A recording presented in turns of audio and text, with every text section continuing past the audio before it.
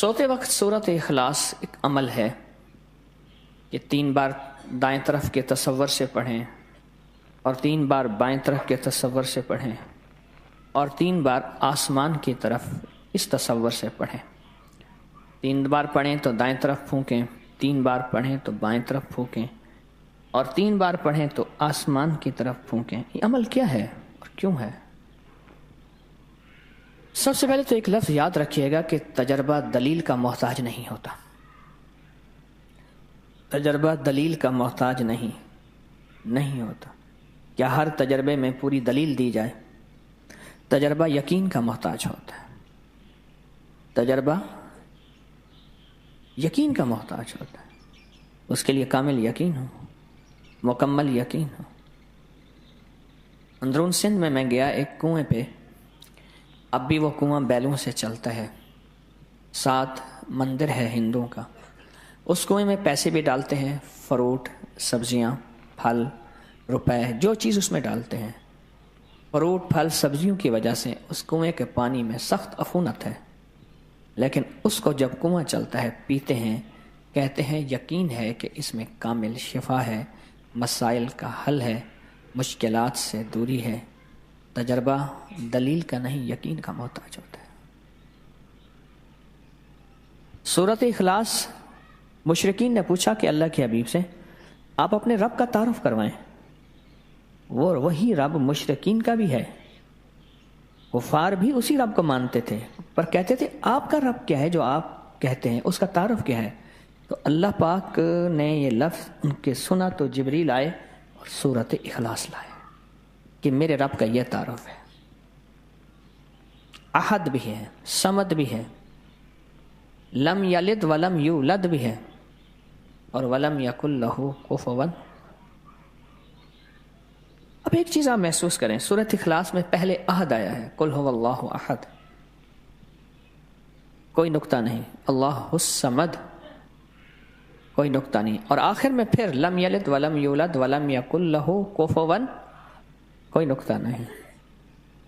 یہ جو لفظ احد ہے نا، حضرت بلال کو سمجھ آ گیا تھا، جتنا ظلم، استبداد، آگ پہ گھسیٹنا تکلیف، ان کے منہ سے ایک لفظ نکلتا تھا، احد احد احد، بس وہی ہے، اس کے علاوہ کوئی ہے ہی نہیں، وہی ہے۔ یہ جو وحدانیت اور احد ہونا ہے، یہ شیاطین اور جنات اور خبائث کو کھا جاتا ہے، تو وہ احد ہے۔ اور جب یہ لفظ آپ پڑھتے ہیں تو وہ جناتی اور شیطانی چیزیں جو آپ کے ساتھ ہر وقت ہیں، آپ کے دسترخوان پہ بھی ہیں، آپ کے بستر پہ بھی ہیں، آپ کے بیت الخلاء پہ بھی ہیں، آپ کے گھر میں بھی ہیں۔ اس لیے بندہ جب سلام کرتا ہے گھر میں جا کے تو وہ شیطانی چیزیں کہتی ہیں ایک دوسرے سے، ہٹ جاؤ، اس گھر سے نہ کھانا ہے، اس گھر سے نہ کھانا ہے، اس گھر میں نہ آرام ہے، نہ اب دونوں چیزیں اس گھر میں نہیں ہیں۔ کیوں؟ ایک حیرت انگیز طاقتور نام اللہ جل شانہ کا لیا جاتا ہے جس سے وہ شیطانی چیزیں ہٹتی ہیں اور دور ہو جاتی ہیں۔ اس لیے زندگی میں سورۃ اخلاص پڑھنے والا وہ شیطانی حملوں سے محفوظ، شیطانی حملوں سے محفوظ، برے خواب سے محفوظ، بری موت سے محفوظ۔ ایسی موت جو غفلت سے آ جائے۔ کتنے لوگ سوئے پھر نہ اٹھ سکے، کتنے لوگ سوئے پھر واپس نہ آ سکے، اور سورۃ اخلاص کے ساتھ جو موکلات اور فرشتے ہیں وہ اس بندے کے دین، ایمان اور دل کی روشنی کو قائم رکھتے ہیں۔ اس لیے قبر والوں کے قریب کلمے کے بعد جو سب سے بہترین، مبارک اور معتبر اور مستند اور بابرکت نورانیت چیز سورۃ اخلاص ہے۔ درود پاک بھی ہے، سارا قرآن بھی ہے، سارے اللہ کے نام بھی ہیں، پر سورۃ اخلاص قبر والوں کو بہت اچھی لگتی ہے، اور قبر والوں کو بہت مرغوب ہے، اور قبر والوں کو بہت محبوب ہے، قبر والوں کو بہت محبوب ہے سورۃ اخلاص۔ کیوں؟ سورۃ اخلاص میں اصل اللہ ہی اللہ ہے، اور یہ اللہ کا تعارف ہے، اور 100% تعارف ہے۔ کیوں؟ زندگی میں 100 سہارے، 100 آسرے ہوتے ہیں، موت کے بعد صرف ایک ہی آسرا ہے، وہ آسرا ہے لا ملجا ولا منجا، من اللہ الا الی، مولا سارے چھوڑ گئے، سارے چھوڑ گئے، اب تو ہی ہے اور تو ہی ہے۔ اپنے پیاروں کو سورۃ اخلاص کا ہدیہ کبھی نہ بھولا کرے، کبھی نہ بھولا کرے۔ اس دنیا سے رخصت ہو جانے والوں کو کبھی نہ بھولا کرے، ان کو اخلاص کا ہدیہ دیا کریں، ان کو اعمال کا ہدیہ دیا کریں، درود کلمے کا ہدیہ دیا کریں، کلمے کا ہدیہ دیا کریں۔ میرے پاس سینکڑوں واقعات ہیں، میں انہیں سینکڑوں ہی کہوں گا، ہزاروں اگر کہہ دوں تو شاید میں مبالغہ نہیں کروں گا کہ جی آپ کے والدین کو ہدیہ کیا، یہ عمل ہدیہ کیا، یہ عمل ہدیہ کیا، یہ عمل ہدیہ کیا، ہمارے کام بن گئے۔ اصل میں وہ اعمال کا ہدیہ اللہ کی بارگاہ میں پیش ہوتا ہے، اور اللہ پاک خوش ہو کے اللہ کو اس کے کام بنا دیتا ہے۔ کام کون بناتا ہے؟ اللہ بنا دیتا ہے۔ یہ آپ کے والدین کو ہم مسلسل یہ ہدیہ کر رہے ہیں، آپ کی ہمشیرہ کو مسلسل یہ ہدیہ کر رہے ہیں۔ یہ سورۃ اخلاص سوتے وقت پڑھنا، دائیں طرف حیرت انگیز موکلات ہوتے ہیں، حفاظت ان کے ہاتھوں میں غرز ہوتے ہیں، اور جو جناتی شیطانی چیز وسوسوں کی شکل میں کسی بھی شکل میں آتی ہے، اللہ پاک اس کا نظام بہتر کر کے اس کی حفاظت کرتے ہیں۔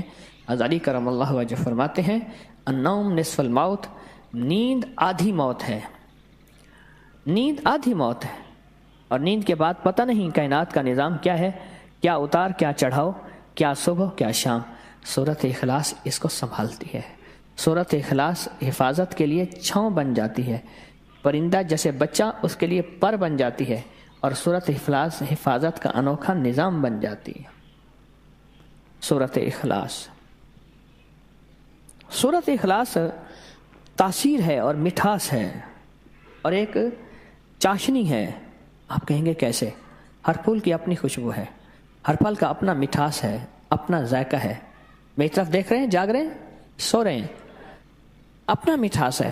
اسی طرح سورۃ اخلاص چاشنی ہے، ذائقہ ہے۔ آپ یہ بتائیں مجھے، جتنی بھی چیزیں ہوتی ہیں ان میں جن چیزوں میں آپ نے میٹھا ڈالنا ہوتا ہے، اگر ان چیزوں کو سب کچھ کر لیں اور میٹھا نہ ڈالیں، میٹھا نہ ڈالیں تو میٹھا ہی اس کے ذائقے کو بناتا ہے۔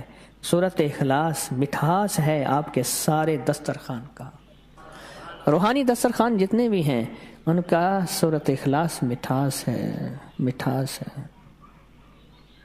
کتنے واقعات اور روایات ایسی ہیں کہ سورۃ اخلاص قبر کے قریب پڑھی، صاحب قبر نے کہا کہ آپ کا جو ہدیہ بھیجا ہوا ہے ہمارے ہاں اتنا محبوب ہے کہ ہم سارے اس کو تقسیم کر رہے ہیں۔ اور کتنے واقعات ہیں کہ 70 سال پہلے کوئی اللہ والے آئے تھے، انہوں نے آ کے ہماری قبر میں 17 بار یا 21 بار، مختلف روایات، سورۃ اخلاص پڑھ کے ہدیہ کیا۔ آج 70 سال ہو گئے، اس ہدیے کی برکتوں کو بانٹتے بانٹتے بانٹتے وہ ختم نہیں ہو رہا، وہ ختم نہیں ہو رہا۔